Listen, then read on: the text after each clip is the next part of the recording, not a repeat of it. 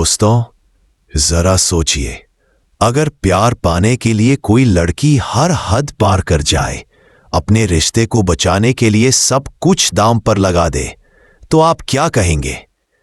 यही कहानी है सरू और वेद की, जहां प्यार और गलतफहमियों के बीच अब एक बड़ा तूफान खड़ा हो गया है। सरू और वेद की कहानी अब उस मोड़ पर आ चुकी है जहां एक छोटा सा कदम उनकी पूरी जिंदगी बदल सकता है। सरू ने तय कर लिया है कि चाहे हालात कैसे भी हों, वह वेद को मनाने के लिए करवा चौथ का व्रत रखेगी। यह व्रत सिर्फ एक रस्म नहीं है, बल्कि उसके दिल की गहराई से निकला हुआ इजहार है। लेकिन दूसरी तरफ वेद का दिल अब गुस्से और नाराजगी से भरा हुआ है। उसे लगने लगा है कि सरू बदल चुकी है। वह पहले जैसी सीधी सादी और मासूम नहीं रही। अब उसमें एक अजीब सा घमंड और जिद दिखाई देती है। कॉलेज का किस्सा। कहानी की शुरुआत होती है कॉलेज से। सरू चाहती है कि कॉलेज में फुटबॉल की प्रैक्टिस के लिए मैदान खाली हो, लेकिन मैदान के बीचों बीच प्रिंसिपल ने अपनी गाड़ी खड़ी कर दी होती है। सरू साफ साफ उनसे कहती है कि गाड़ी हटा दें ताकि बच्चे प्रैक्टिस कर सकें, मगर प्रिंसिपल का रवैया बेहद कठोर होता है। वो कह देता है, मैं इस कॉलेज का प्रिंसिपल हूं, मुझे कोई हुक्म नहीं दे सकता, गाड़ी यहीं खड़ी रहेगी। असल में प्रिंसिपल का मकसद सिर्फ गाड़ी पार्क करना नहीं था, बल्कि कामिनी की मदद करना था। कामिनी चाहती थी कि एक खास रिकॉर्डिंग गुम हो जाए और वो रिकॉर्डिंग प्रिंसिपल की गाड़ी में रखे रिकॉर्डर में फंसी हुई थी। चंद्रकांत और सरू की बातचीत। सरू इस साजिश को समझ जाती है और तुरंत चंद्रकांत को कॉल करती है। वो घबराई हुई आवाज में कहती है, चंद्रकांत, कामिनी प्रिंसिपल के साथ मिली हुई है। अगर उन्हें हमारी बातों का पता चल गया तो सब कुछ खत्म हो जाएगा। चंद्रकांत समझदारी से जवाब देता है, जब तक मैं सामने से न कहूं, फोन पर कभी कोई राज की बात मत करना। अभी सबसे जरूरी काम है उस रिकॉर्डर को नष्ट करना।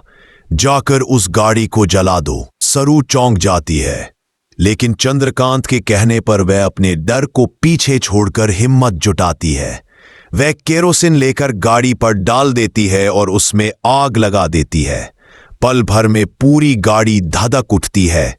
दोस्तों की प्रतिक्रिया। यह नजारा देखकर कॉलेज के सारे लोग हैरान रह जाते हैं। सरू की दोस्त फुल्ला हैरानी से कहती है, ये तो बिल्कुल वही हुआ जैसा अनिका ने किया था। सरू ने गाड़ी को जला दिया। फुटबॉल टीम के सारे खिलाड़ी भी चर्चा करने लगते हैं। सरू ने हमसे वादा किया था कि वह मैदान खाली कराएगी, और देखो, उसने सच में प्रिंसिपल की गाड़ी में आग लगा दी।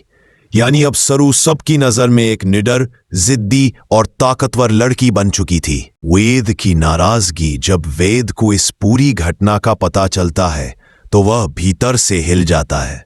उसे विश्वास ही नहीं होता कि सरू ऐसा कदम उठा सकती है। उसके जहन में सवाल उठते हैं, क्या सरू सच में इतनी बदल चुकी है? क्या वह अब सिर्फ अपने फायदे और जिद के लिए किसी भी हद तक जा सकती है?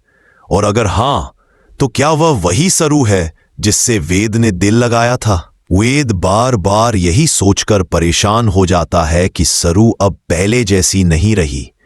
सरू का घमंड। इस बीच सरू प्रिंसिपल से भिड़ते हुए कहती है, यह कॉलेज मेरा है, मैं इसकी मालकिन हूं, आप तो बस यहां काम करने वाले हैं, इसलिए मेरी बात मानना आपकी मजबूरी है। अब यहां वही होगा जो मैं चाहूंगी। उसकी यह बात सुनकर वेद और भी ज्यादा दुखी हो जाता है। उसे लगने लगता है कि सरू अब प्यार से ज्यादा अपनी ताकत दिखाने में लगी हुई है। आने वाला त्योहार करवा चौथ।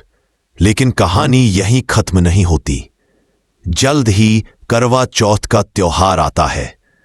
यह वही दिन है जब पत्नी अपने पति की लंबी उम्र के लिए उपवास करती है।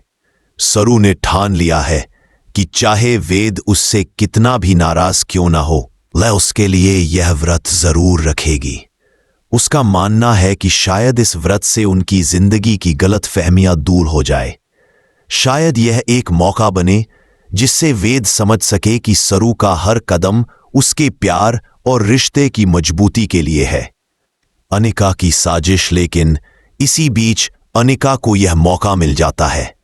वह चाहती है कि सरू और वेद के बीच की दूरी और बढ़ जाए।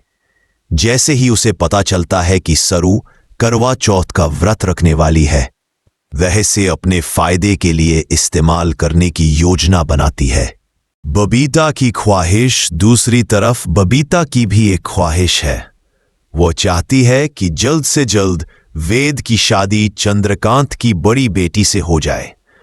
बबीता के मुताबिक यही एक रास्ता है जिससे परिवार के रिश्ते मजबूत होंगे और सारे झगड़े खत्म हो जाएंगे। लेकिन सवाल यह है, क्या सरू का करवा चौथ का व्रत वेद का दिल पिघला पाएगा? क्या यह व्रत उनके बीच की गलतफहमियों को मिटा पाएगा, या फिर अनिका की चालबाजियां इस रिश्ते को और बिगाड़ देंगी? दोस्तों, अब आपकी बारी है बताने की। क्या आपको लगता है कि सरू का यह कदम सही है? क्या करवा चौथ का यह व्रत वेद और सरू को फिर से करीब ला पाएगा? अपनी राय हमें जरूर कमेंट में लिखें। और अगर आप भी इस कहानी के अगले मोड़ का इंतजार कर रहे हैं तो इसे शेयर करें और जुड़े रहिए हमारे साथ। वेद और सरू का मिलन। अंत में वेद और सरू एक दूसरे को गले लगा लेते हैं। उनकी सारी गलतफहमियां दूर हो जाती है। अब वे दोनों नए सिरे से अपनी जिंदगी शुरू करने का वादा करते हैं। सरू कहती है, मैं वादा करती हूं कि अब कभी तुमसे कोई बात नहीं छुपाऊंगी।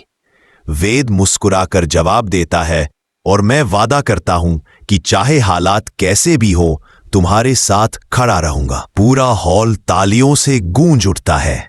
नई शुरुआत कहानी अब एक नए मोड़ पर पहुंच चुकी थी। कामिनी और अनिका की चालें खत्म हो चुकी थीं। बबीता का मन भी बदल चुका था। और सबसे बड़ी बात, वेद और सरू का रिश्ता अब पहले से भी मजबूत हो चुका था। ये सिर्फ प्यार की जीत नहीं थी, बल्कि विश्वास और सच्चाई की जीत थी।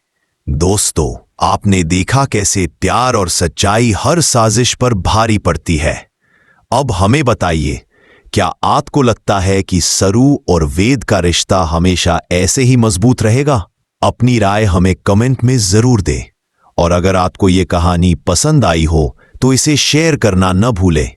साथ ही जुड़े रहिए, क्योंकि आगे भी आपको ऐसे ही दिलचस्प अपडेट्स मिलते रहेंगे।